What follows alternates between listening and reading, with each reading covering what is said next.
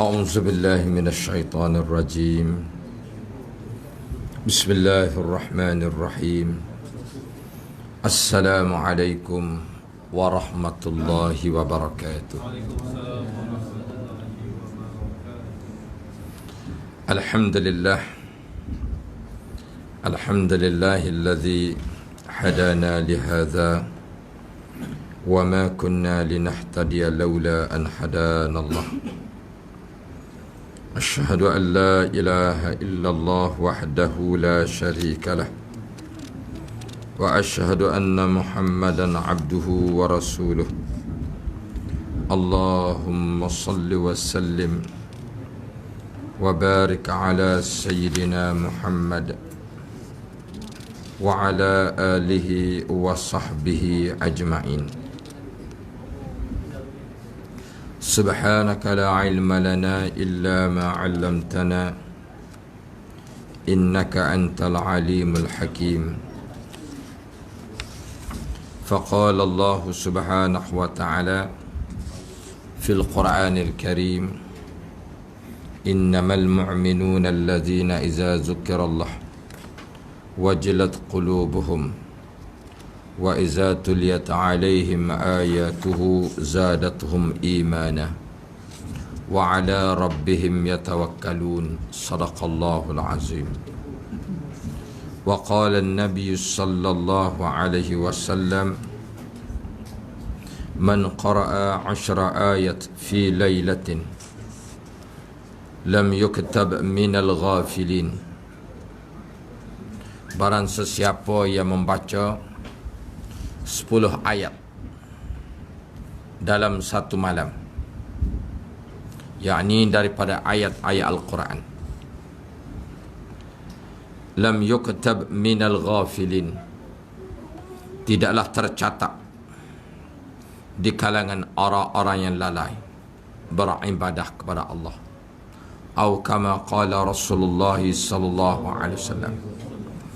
Alhamdulillah, para hadirin muslimin dan muslimat yang dirahmati Allah sekalian. Itulah perbandingan orang-orang mukmin dengan golongan fasiqin ataupun golongan munafiqin.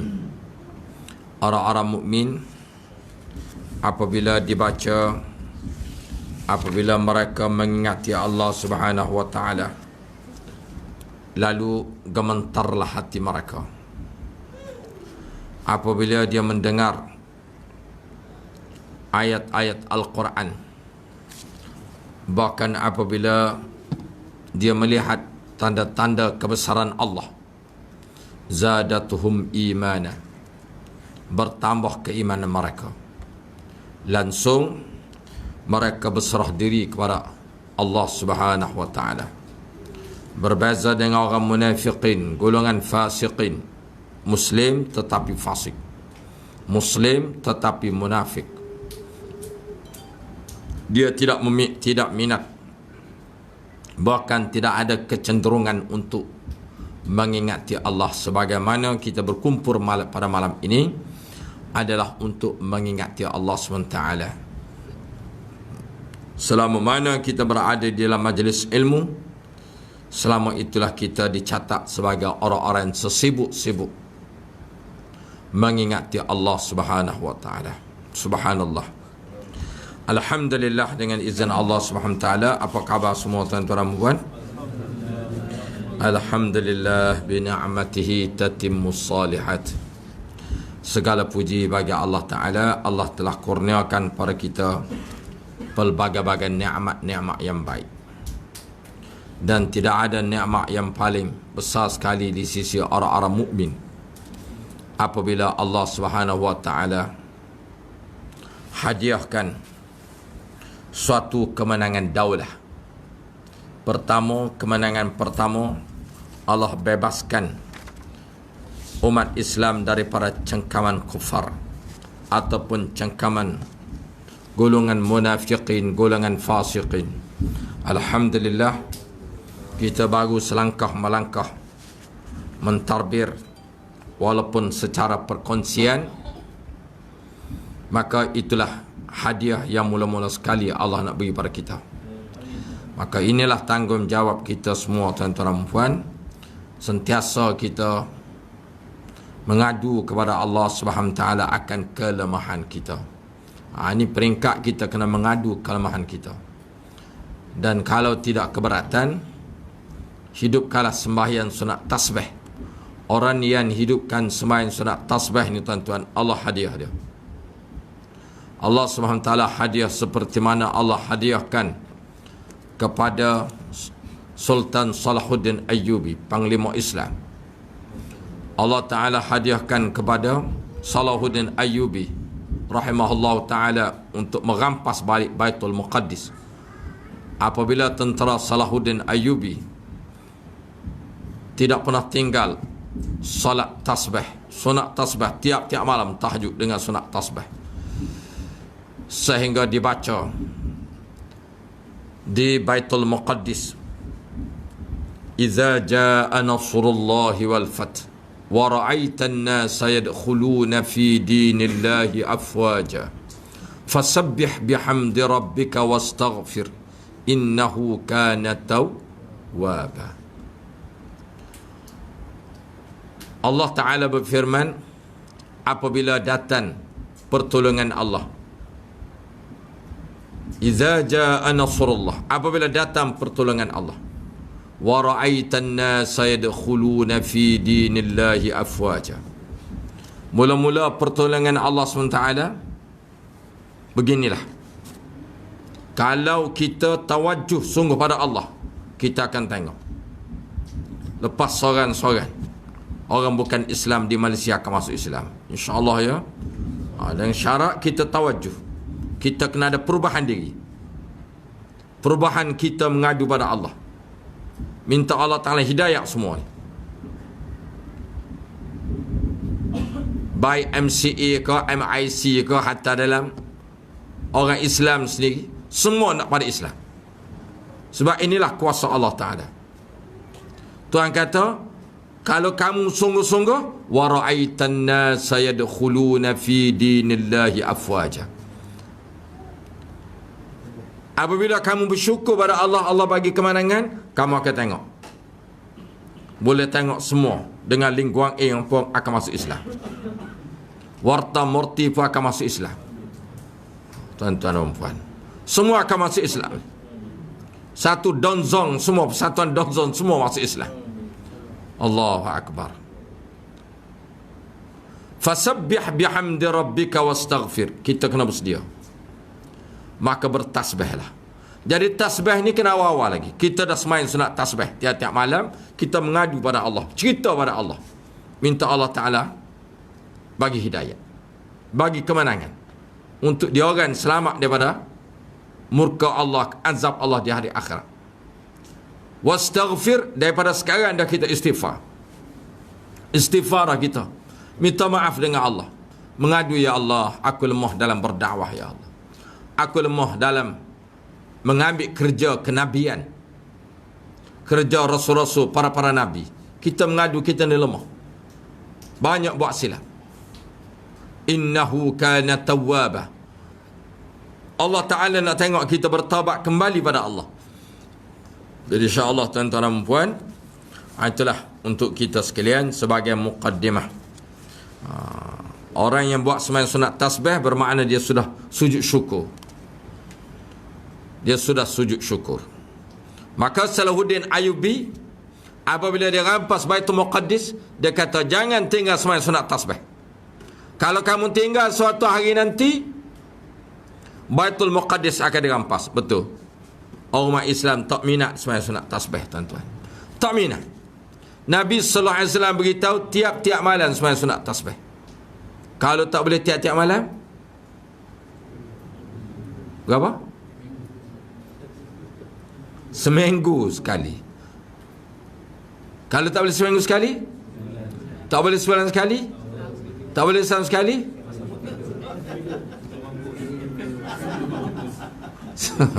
Itu dia tuan-tuan. Sebab itulah kita pejuang-pejuang Islam ni, kalau boleh tuan-tuan buat tiap-tiap malam kita buat. Tak sempat malam, siang hari. Tinggal lagi malam 2 kali salam, siang hari sekali, 4 buat sekali salam. InsyaAllah tuan-tuan ya. Kalau kita nak tengok jaya, insyaAllah. Hebat sembahyang sunat tasbih sebenarnya. Dia boleh mengubah landscape. Landscape rumah tangga, landscape politik negara, dia boleh mengubah semua tuan-tuan. Subhanallah. Inilah ya yang tersirat dan tersurat dalam sembahyang sunat tasbih.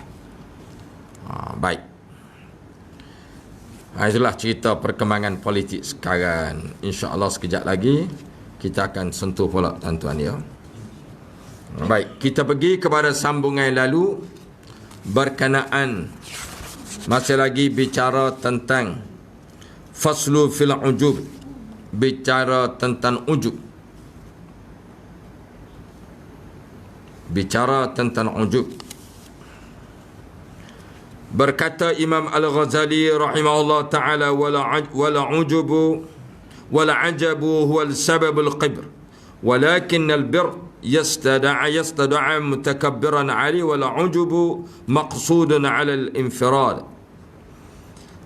Dan ujub itu iaitu sebab bagi takabbur, dan tetapi kibr, sombong itu menuntut ia akan orang yang ditakabburkan atasnya. Dan ujub itu kusur, ia atas bersendiri, yakni tiada berkehendak itu atas orang yang ditakjubkan atasnya.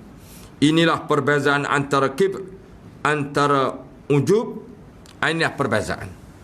Jadi kata Imam Ghazali, ujub ni sebab seseorang tu takabur. Orang tu main ujub sebab dia takabur. Kata Imam Ghazali, orang tu boleh jadi ujub, dia rasa hebat diri sendiri. Wa na'udzubillah min zalik. Dia rasa hebat. Itu artinya ujub.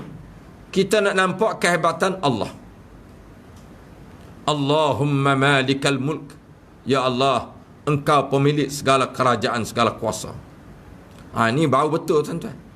Apabila kita boleh Perdana Menteri, kita bertemu dengan ulama, kan? Alhamdulillah tuan-tuan. Mudah-mudahan kepimpinan kita, Tok Guru duduk bersama Perdana Menteri ini, insya-Allah ada perubahan. Ada perubahan tuan-tuan. Kita doa aja. Dia Allah Ta'ala bagi sifat murabbi ni, dia fikir untuk nak selamat umat. Subhanallah. Mana ada parti-parti boleh cakap begitu. Kita tidak berebut. Jemaah kabinet menteri kita tidak berebut. Ada sebelum ni kita? Tak ada tuan-tuan. Semua sebelum yang hantar habis. Kalau ada 100 dia hantar nama. Nak 10 hari aja 100 dia hantar. Tengok berebutnya kan. Kita tak berebut tuan-tuan. Tengok dia diperlihatkan oleh Tok Guru. Dan kita nak adalah di kalangan mereka yang berkebolehan sungguh-sungguh.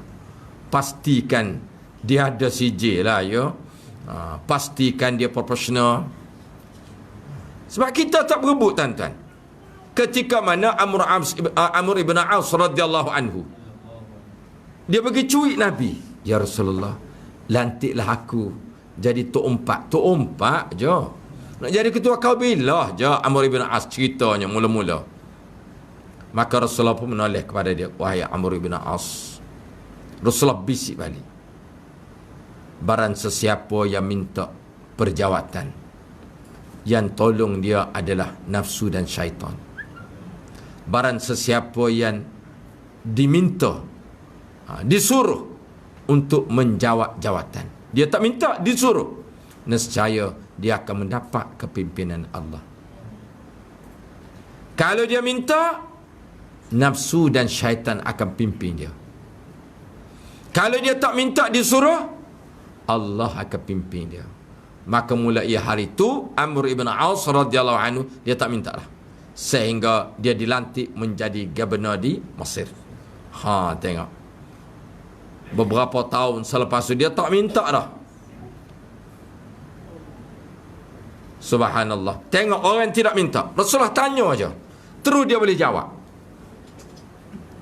Dalam hadis Amr ibn Aus ditanya oleh Nabi sallallahu alaihi wasallam, wahai Amr ibn Aus, kamu nak jadi gubernur ni di Mesir ni, ketua. Kamu nak jadi ketua. Kamu nak hukum dengan hukum apa? Kamu nak menjatuhkan hukum. Dia kata, dengan Quran dan hadis sunnah. Sekiranya dalam Quran dan sunnah tu tidak ada bab tu, kamu nak putus dengan apa? Ijtihad. Tengok, spontan dia boleh jawab, padahal Rasulullah tak ajar lagi.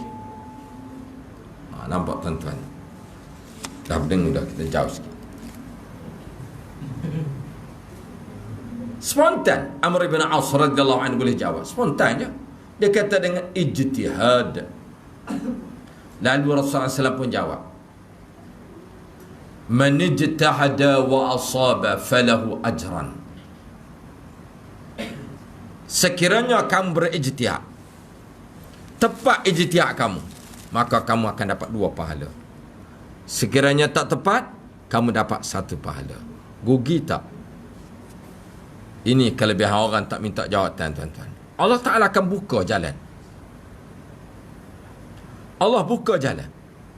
Oh, dia kata pas dulu, dah kena tipu dulu, zaman 70-an 60-an, zaman 70-an dulu kan. Baik, zaman itu kita tidak dipimpin oleh ulama.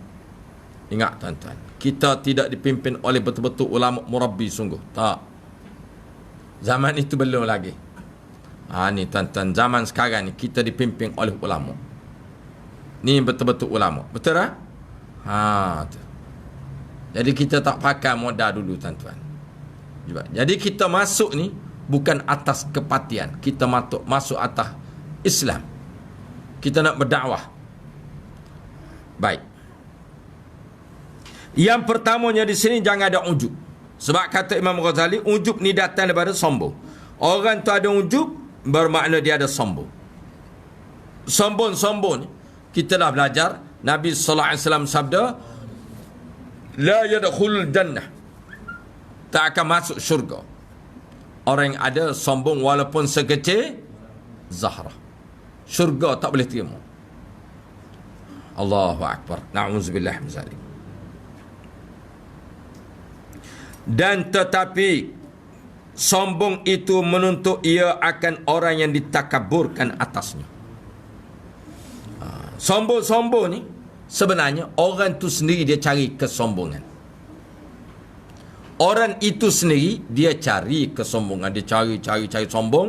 Dia cari sombong dengan pakaian, dia cari sombong dengan kenderaan, dia cari sombong dengan pangkat dan sebagainya. Sampai sekarang tuan-tuan, kerja tengok tu Gua Haji Adi, ada ke tuan-tuan kalau orang berjumpa dengan panggil Datuk Seri? Ada? Tak ada tuan-tuan, memang tak ada. Kalau orang panggil Datuk Seri tuan-tuan, itu mungkin MIC, MCA akan panggil. Orang Islam kita pun tak panggil Datuk Seri. Sebab apa? Dia tak nak kepada pangkat gini tuan-tuan. Itu kehebatannya orang mukmin ni, lebih bagi ulama. Sebab apa? Dia sentiasa berlindung. Kita sentiasa berlindung dengan Allah pada ujub. Kalau dia ada ujub, kata Imam Ghazali, bermakna ada takabur. Jadi takabur ni dia kata sebab menuntut, dia usaha cari untuk jadi sombong. dia cari melalui pakaian, dia cari melalui pangkat, dia cari melalui kenderaan. Akhir sekali dah dia buat takabur, jadi takabur lah. Nampak? Takabur ni dia bukan datang spontan, tak ada tuan-tuan. Dia datang dengan cari usaha, baru jadi takabur. Dan lagi dia kata, dan ujub itu adalah qusurun, ringkasan, rangkaian daripada takabur. Atas ia bersendiri. Takabur bersendiri. Takabur juga kata Imam Ghazali, tetapi bersendirian. Dia tidak serlahkan. Jadi dia pendam. Bagaikan baru api lah dalam sekam. Api dalam sekam. Ada, dia tak serlah. Bila terserlah? Apabila tiupan angin yang kencang, maka keluarlah api. Jadi ujub ni dia duduk mendak dalam tu. Sombong juga kata beliau. Kata Imam Ghazali, ini sombong juga.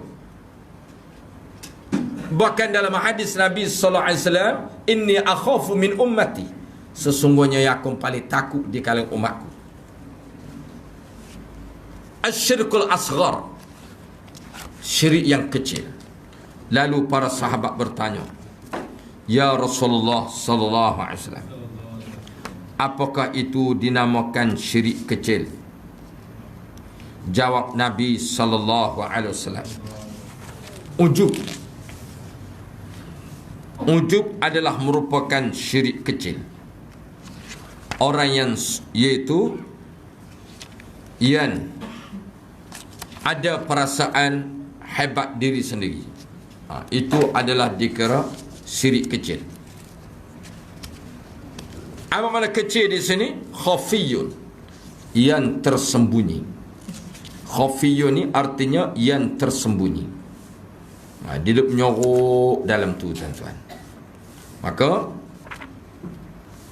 apabila tiba masanya, maka keluarlah dia dengan tiupan angin, maka keluarlah api yang berada dalam sekam. Na'udzubillah min zalik. Allahu akbar. Bahkan dalam satu hadis yang lain, Nabi sallallahu alaihi wasallam memberi peringatan dalam satu hadis. Hadis dari Umar ibn Khattab radhiyallahu anhu, katanya, annahu kharaja yawman ila masjid Rasulullah sallallahu alaihi wasallam, fawajada Mu'adz bin Jabal qa'idan 'inda qabr an-nabiy sallallahu alaihi wasallam yabki, faqala la yubkika, qala yubkini syai'un sami'tuhu min Rasulillah sallallahu alaihi wasallam, sami'tu Rasulullah sallallahu alaihi wasallam yaqulu inna yasirar riya'i syirkun wa inna man 'ada Allah waliya faqad baraza Allah bil muharabah inna Allah yuhibbul abrar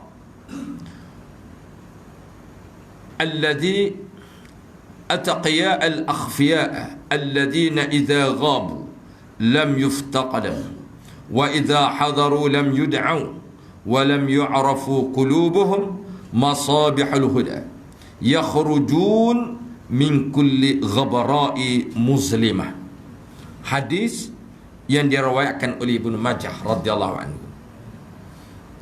Satu hari berkata Sayyidina Umar ibn Khattab radhiyallahu anhu, pada satu hari beliau ni pergi ke masjid. Kharaja yawman ila masjid Rasulullah SAW. Dia pergi ke masjid Rasulullah SAW, iaitu Masjid Nabawi. Maka mendapati Mu'adz bin Jabal sedang duduk di perkuburan Nabi sallallahu alaihi wasallam. Mu'adz ni dia pergi di kubur Nabi, kan sebelah masjid. Yabqi, dalam keadaan nangis-nangis. Mu'adz bin Jabal radhiyallahu anhu menangis-nangis. Maka Sayyidina Umar bertanya, yubkini syai'un sami'tu Rasulullah SAW. Dia tanya, ma yubkika, wahai Mu'adz, apa yang menyebabkan kamu menangis? Maka jawab Mu'adz radhiyallahu anhu, aku menangis sebab aku pernah mendengar Rasulullah SAW pernah bersabda, apa kata Nabi? Inna yasirar riya'i syirkun.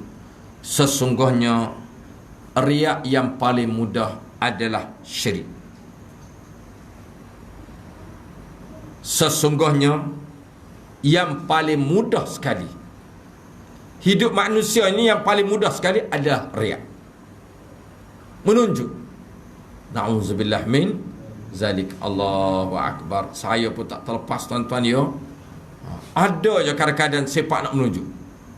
Maka Nabi sallallahu alaihi wasallam beritahu syirik yang paling mudah sekali nak buat, nak menunjuk. Kadang-kadang dalam ceramah gini pun nak menunjuk juga tuan-tuan. Auzubillah min zalik. Allahu Akbar. Kita ingatkan menunjuk dengan kata besar, rumah besar kan, pangkat besar. Dalam keadaan begini ada je nak menunjuk. Kadang-kadang saja nak menunjuk, kena kawan-kawan orang yang kenamaan kan, nak menunjuk juga. Itulah kata Nabi sallallahu alaihi wasallam, sabda Nabi, sesungguhnya syirik yang paling mudah sekali adalah apa tadi? Riya', menunjuk-nunjuk. Satu.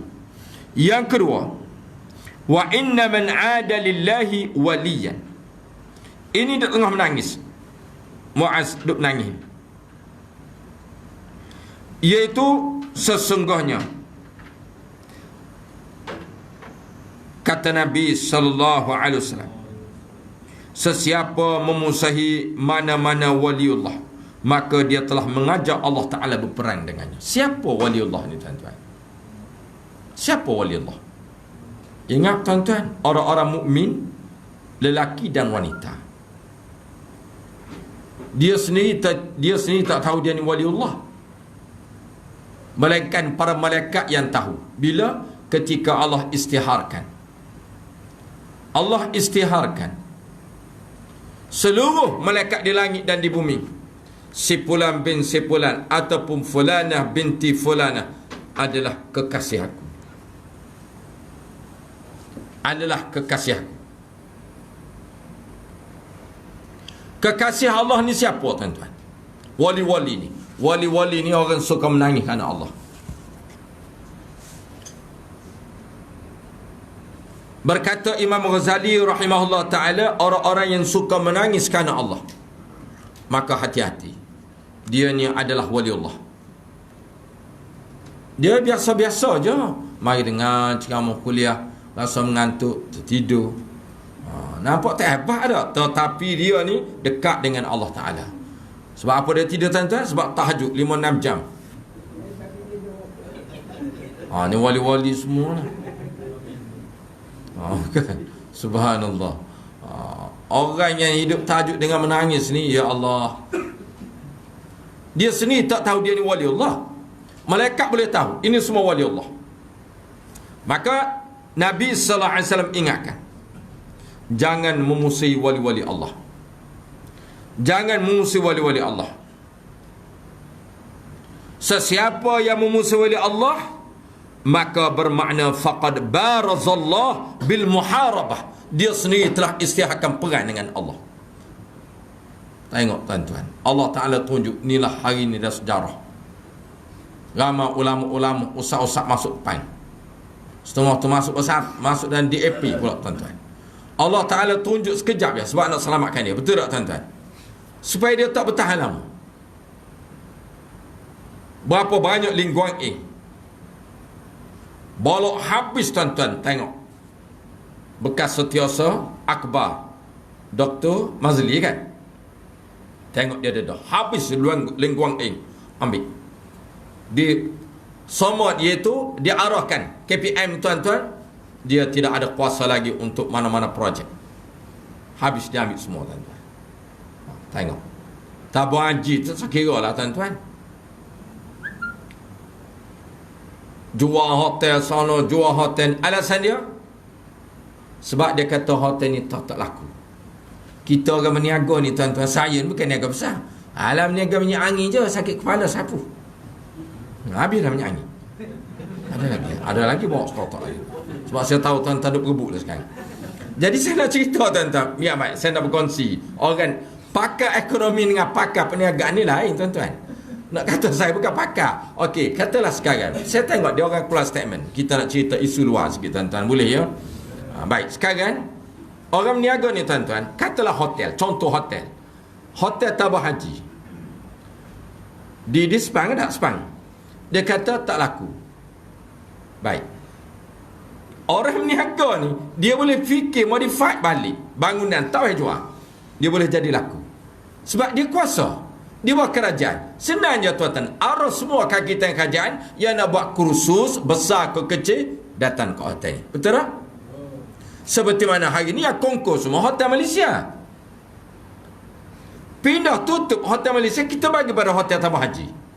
Di situ dah untung dah, tuan-tuan. Tu saya kata, ada seorang ustaz tu, kononnya dia ni bahagian ekonomi. Saya tengok dia keluar statement, saya kata ini bukan pakar perniagaan, pakar ekonomi, pakar strategi ekonomi dengan pakar perniagaan lain, tuan-tuan. Beza tu dah. Beza, tuan-tuan. Tengok, terus buat datang dah, tuan-tuan. Ini bahagian pakar ekonomi. Pakar perniagaan. Jadi baik, tuan-tuan, minta maaf ya. Jadi sekarang saya nak cerita. Saya tengok statement dia orang, tuan-tuan. Dia kata sebab hotel ni dah tak laku. Saya kata mudah dia orang nak jual hotel. Okey, dia kata ladang kelapa sawit dah tak keluar hasil. Saya kata ya Allah, mudah dia orang nak jual. Saya tak pernah urus kelapa sawit pun boleh fikir, tuan-tuan. Tak pernah urus hotel, kita boleh fikir untuk dapat duit. Subhanallah.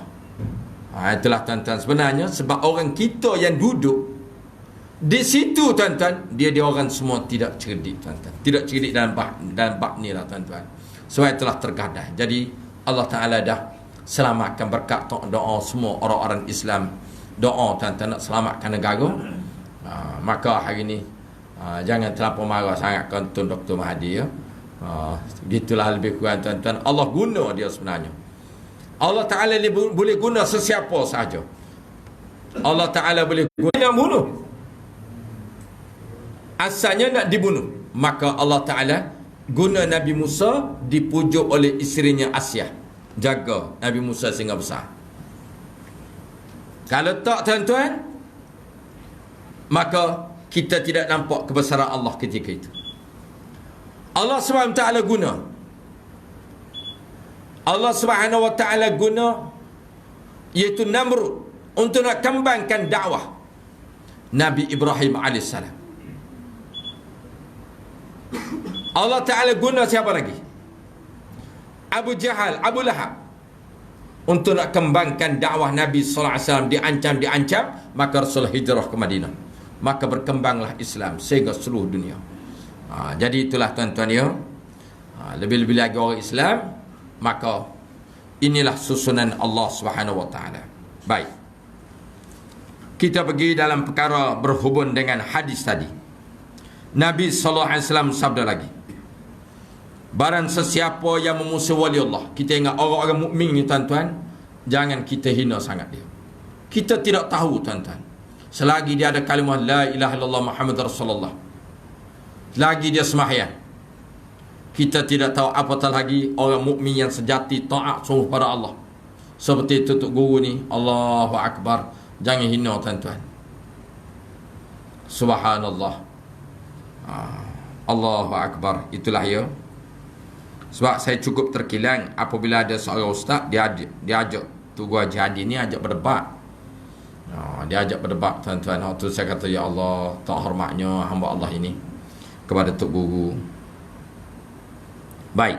Jadi kita bimbang di sini, tuan-tuan, kiranya seseorang itu adalah merupakan waliullah. Maka apabila dia mengisytiharkan memusuhi waliullah, maka bermakna dia telah isytiharkan memusuhi Allah, memerangi Allah Subhanahu Wa Taala. Dan bersabda lagi Nabi sallallahu alaihi wasallam, "Innallaha yuhibbul abrar al-atqiya al-akhfiya." Nabi sallallahu alaihi wasallam bersabda lagi, sesungguhnya Allah Subhanahu Wa Taala cintakan orang-orang yang bertakwa, orang-orang baik dan orang-orang bertakwa. Allah cinta sebenarnya. Kalau kita berjumpa orang-orang baik, jangan main-main dengan dia. Lebih-lebih lagi dia orang baik, dia orang bertakwa, dia takut kepada Allah. Lagi kata Nabi tersembunyi, iaitu orang-orang yang apabila tiada datang mereka tidak akan dicari. Apabila tidak datang, alladzina idza ghabu lam yuftaqdamu wa idza hadaru lam yud'au. Nabi sallallahu alaihi wasallam sabda, apabila dia tidak ada, idza ghabu, apabila dia tidak ada, lam yuftaqdamu, apabila dia tidak ada, maka dia tidak dijemput ataupun tidak dicari. Ini kita kena ingat. Wali-wali ni tuan-tuan, pertama Nabi sallallahu alaihi wasallam sabda dia orang baik. Kita tengok dia orang baik. Dia orang takut kepada Allah Subhanahu wa taala. Dan dia ni tidak masyhur, tak terkenal. Apabila dia tidak ada, orang tak akan jemput dia. Dan apabila wa iza hadaru lam yud'au, dan apabila dia hadir, apabila dia hadir, orang pun tak minta. Boleh faham ya? Orang tak minta dia hadir, tapi dia hadir. Kalau dia pergi pun orang tak peduli. Ingat, kalau kita berjumpa orang semacam ni, dia orang tak terkenal, dia orang baik, orang takut pada Allah. Mungkin kadang-kadang seseorang tu nak nampak dia pakai serban besar kan, janggut panjang, ini wali ni kan, dia janggut pun ada tak ada gitu je tuan-tuan. Serban pun tak ada pakai serban besar, biasa je tuan-tuan. Kadang-kadang tak sempat nak balik ke rumah kan, pakai seluar lagi tak, betul? Contohlah. Kita sini tidak tahu. Seseorang tu, dia tak tahu dia ni wali ke tak, dia tak tahu. Tetapi dia ni kata Nabi, kalau dia tak ada, orang tak akan cari dia. Dan kalau dia datang, dia tak pernah dijemput. Dia datang, dia pergi pun orang tak tahu, orang tidak persilakan, tidak diingati. Maka kata Nabi SAW, ingat, walam yu'rafu qulubuhum masabihul huda. Ingat kata Nabi SAW, hati-hatilah dengan mereka ni. Berhati-hati dengan mereka ni. Dia ni adalah merupakan pelita petunjuk. Walaupun dia tak ceramah, dia tidak penceramah, bukan untuk guru dia. Tetapi Nabi SAW beritahu dia adalah masabihul huda. Dia ni adalah pelita petunjuk. Dia sentiasa mendoakan untuk jamaah. Bangun tengah malam lepas salat, ya Allah, berilah kemenangan kepada perjuangan Islam di Malaysia ni, ya Allah. Sentiasa berdoa tuan-tuan. Doa umat Islam di India, China, Palestin, dia sentiasa berdoa tuan-tuan. Tak ada orang tahu yang dia berdoa. Kalau saya berdoa, tuan-tuan amin, tuan-tuan tahu. Dia ni tak pernah jadi imam, jadi makmum sehingga mati. Sampai ke mati jadi makmum. Orang tak tahu dia berdoa apa tuan-tuan. Tetapi dia berdoa ni masabih. Kata Nabi, dia ini adalah seperti pelita, masabihul huda. Dia seperti pelita petunjuk. Subhanallah. Dan wali-wali ni tuan-tuan, orang yang suka menangis kerana Allah. Saya akan beritahu di antara ciri-ciri wali lagi. Dan kata Nabi SAW, mereka dapat menjaga agama mereka, lalu mereka dapat keluar terselamat daripada kegelapan taufan fitnah. Doa dia ni menyebabkan kita selamat daripada taufan fitnah. Ini sekarang kita berada di zaman Jabarut. zaman fitnah yang paling dahsyat, tuan-tuan. Sebab itulah Nabi SAW sabda dalam hadis, orang yang baca suratul Kahfi kurang-kurangnya 10 ayat pertama ataupun 10 ayat akhir, selain daripada dia selamat dari fitnah Dajjal, dia akan selamat dalam masa seminggu. Kalau dia baca, katalah hari ni, Allah selamat dia dalam masa seminggu daripada fitnah dunia. Boleh faham, tuan-tuan? Maknanya 8 hari. Hari ni baca, seminggu lagi 8 hari. Ini mafhum daripada hadis Nabi SAW. Allah selamat daripada fitnah. Fitnah dunia. Macam-macam fitnah Allah selamat. Ini bacalah suratul Kahfi, tuan-tuan. Itulah yang nak dikaitkan dengan selamatnya daripada riak.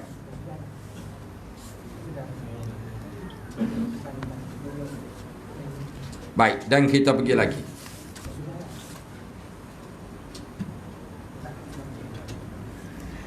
Dan hadis yang terakhir.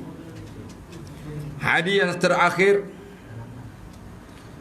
An Malik radhiyallahu anhu qala Rasulullah SAW, ma zi'bani ja'i'ani ursila fi ghanam bi'afsad laha min harsil ma'i ala al-mali wasyarafi lidinihi, rawahu Tirmizi, atau kama qala Rasulullah sallallahu alaihi wasallam. Nabi sallallahu alaihi wasallam sabda keutamaan, Nabi sallallahu alaihi wasallam sabda iaitu ketamakan seseorang ke atas harta dan membesarkan diri. Orang yang tamak pada harta, dia tamak semua, tuan-tuan. Kita cari harta ni untuk agama. Niat betul-betul, tuan-tuan, ya, kita cari harta ni untuk agama. Kita nak nafkah anak isteri kita. Lebih pada tu kita nak buat apa lagi, tuan-tuan? Buatlah madrasah ke surau. Kita nak bangun surau kita ni. Kita keluar pagi-pagi, kita duk simpan duit, tuan-tuan, simpan kerana agama. Niat tu betul-betul, tuan-tuan. Kita ada surau. Yang paling dekat surau. Mula-mula kita bagi nafkah anak isteri, anak-anak kita yang belajar. Ini semua jihad-jihad belaka, tuan-tuan. Lepas tu kita ada surau. Berapa peratus kita nak letak pada surau? Lepas surau kita ada pula madrasah ke mana-mana kawan-kawan kita ke, maka infaklah, tuan-tuan. Dia kena bagi 3. Harta ni kena bagi 3. Pertama, iaitu untuk dirinya. Pertama untuk dirinya dan keluarga dia. Yang kedua, kita kena infak. Yang ketiga, simpanan. Harta ni kena bagi 3. Yang kita simpan ni, tuan-tuan, ini untuk orang awam. Katalah gaji kita RM1,000. RM325 ke, RM335 ke, itulah kita makanan untuk anak isteri, nafkah anak isteri. Semualah nak belanja, katalah semualah semua. Baik, untuk kos rumah apa semua, katalah tak cukup, ambil lagi. Contoh kan. Yang kedua, untuk kita simpanan dulu. Simpanan ni, tuan-tuan, untuk apa, tuan-tuan? Untuk fi sabilillah juga. Untuk anak-anak kita pergi belajar, sakit, demam, apa-apa. Ini simpanan kena ada. Sebab sunnah Nabi Yusuf AS, Nabi Yusuf buat simpanan yang dalam surah Yusuf. Nabi Yusuf buat simpanan, dia kena ada. Ini sunnah. Dan yang ketiga, barulah kita infak. Jadi kita kena bagi 3. Boleh faham, tuan-tuan, ya? Harta kita, gaji kita kena bagi 3. Subhanallah. Baik. Jadi termasuk zakat itu untuk fisabilillah belaka dah, tuan-tuan. Maka Nabi sallallahu alaihi wasallam sabda, ketamakan seseorang ke atas hartanya dan membesarkan diri. Dia bangga diri. Bi'afsadalaha min harsil ma'i, merasakan agamanya lebih daripada kerosakan yang dilakukan oleh apa? Mazibani ja'i'ani ursila fi ghanam.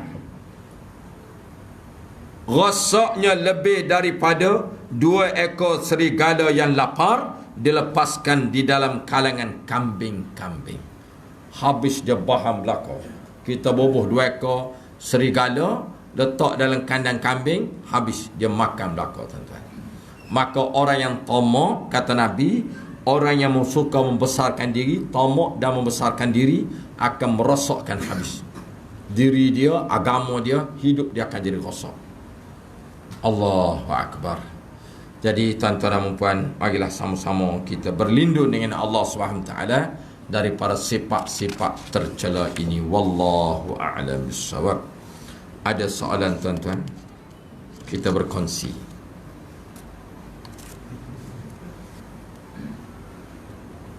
Ada soalan?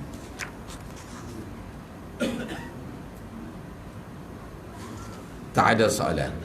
Kalau tak ada soalan, saya ada soalan. Saya nak sambung. Itu hari tuan-tuan, saya nak sentuh bab makanan. Burung ni tuan-tuan, ramai lagi orang tak tahu. Burung yang boleh makan, tak boleh makan. Sebab ada orang kata kelawar ni memang tak boleh makan. Ya, dalam mazhab Syafi'i tak boleh. Dalam mazhab Hanafi ada sebahagian ulama dia kata makruh. Dalam mazhab Hanafi ada sebahagian dia kata haram. Sebab apa haram? Sebab dia suka makan najis kelawar. Katalah orang tu bela kelawar, maka dia bagi makanan buah-buah, tak makan tahi, tak makan najis, maka bagi mazhab Hanafi harus boleh makan. Dalam mazhab Syafi'i tak boleh. Dia termasuk makanan khabis, makanan yang buruk. Baik, dalam burung ni tuan-tuan, apakah burung yang boleh dimakan, yang tak diboleh makan? Saya nak tanya tuan-tuan. Burung gagak boleh tak? Kenapa burung gagak tak boleh? Okey, katalah seseorang tu dia bela, makan sayur-sayur, makan buah-buah, dia tak makan nasi, boleh tak? Sebab apa tak boleh lagi? Gagak dia cengkam dengan kuku ke? Dia tak ada kekuatan kuku. Gagak ni ada. Gagak dia, dia ambil mangsa dengan kaki. Ingat, kalau kita boleh cam gini, dalam mazhab Syafi'i dia berbeza dengan Maliki, Hanbali dan Hanafi.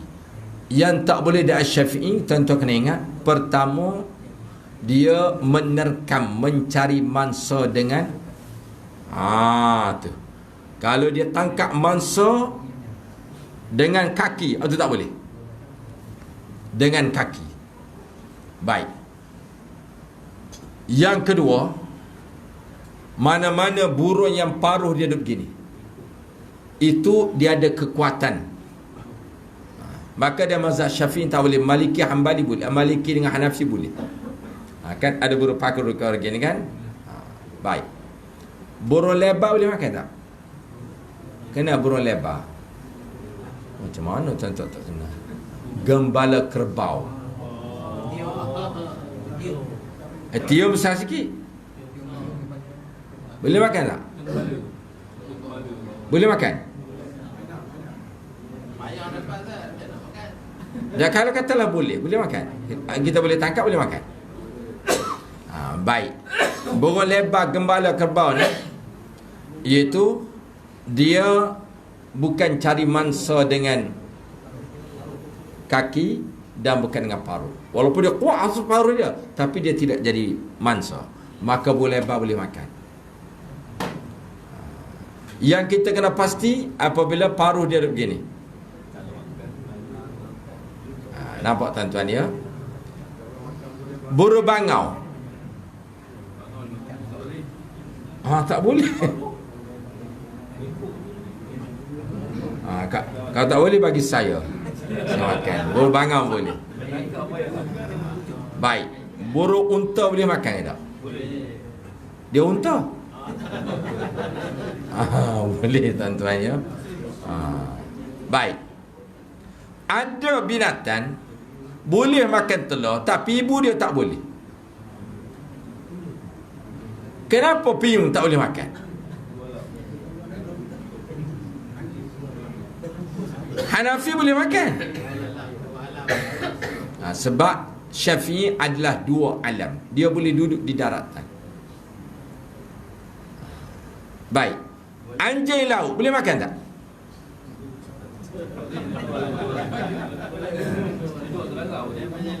Baik. Bagi mazhab Syafi'i tak boleh makan sebab dia boleh dua alam.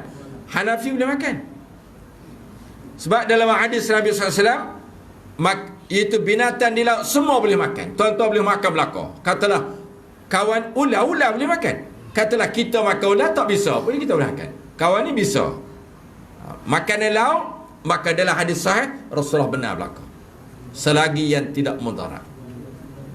Jumpa apa binatang dalam laut boleh. Jadi berhubung dengan anjing laut, kita jangan namakan anjing.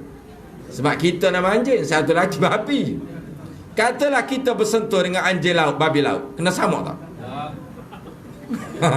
Sama dengan siput babi. Sama dengan siput babi. Dia begitu nama je babi, nama dengan anjing, tuan-tuan ya. Baik. Kalau orang tanya, boleh makan tak buaya? Boleh. Oh, boleh.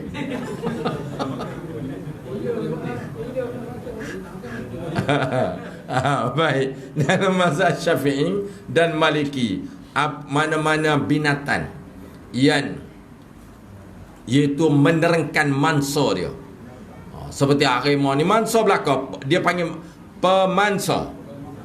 Pemansa. Dengan orang pun dia faham juga, tuan-tuan. Jadi buaya tak boleh makan. Buaya tak boleh. Jadi sekarang itulah saja, tuan-tuan dan puan. Sebab tuan-tuan tidak ada soalan, saya keluar soalan tadi. Itulah kita sempat berkongsi. Kita bertemu di hari yang lain, kiranya ada silap dan salah daripada saya mohon ribuan kemaafan. Bertemu kita di hari yang lain. Wallahu a'lam bissawab. Bismillahirrahmanirrahim. Alhamdulillahirabbil alamin. Wassalatu wassalamu ala asyrafil anbiya'i wal mursalin wa ala alihi wa sahbihi ajma'in. Allahumma ja'al jam'ana hadza jam'an marhuma wa tafarruqna min ba'dihi tafarruqan ma'suma. اللهم علمنا مما جهلنا اللهم اجعل أولادنا وذرياتنا من العلماء المتقين اللهم أغننا بالعلم وزينا بالحلم وأكرمنا بالتقوى وجمعنا بالعافية والسلامة. Ya Allah, ya Tuhan kami, perkayakanlah kami dengan ilmu pengetahuan, hiasilah kami dengan akhlak penyantun, dan muliakanlah kami dengan ketakwaan. Wajamilna bil afiyati wassalamah, dan sempurna lengkaplah hidup kami ya Allah dengan kesihatan, kesejahteraan. Allahumma tawil umurana fid din wa sahih ajsadana fid din wa nawwir qulubana bi nur hidayatik kama nawwartal arda bi nur syamsik abadan abadan bi rahmatika ya arhamar rahimin.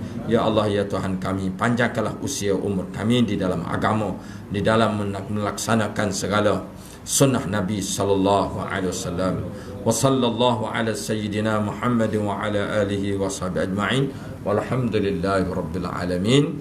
Subhanakallahumma wa bihamdika asyhadu an la ilaha illa anta astaghfiruka wa atubu ilaik. Aqulu qawli hadza wa astaghfirullah li wa lakum wa billahi taufiq wal hidayah. Wassalamu alaikum warahmatullahi wabarakatuh.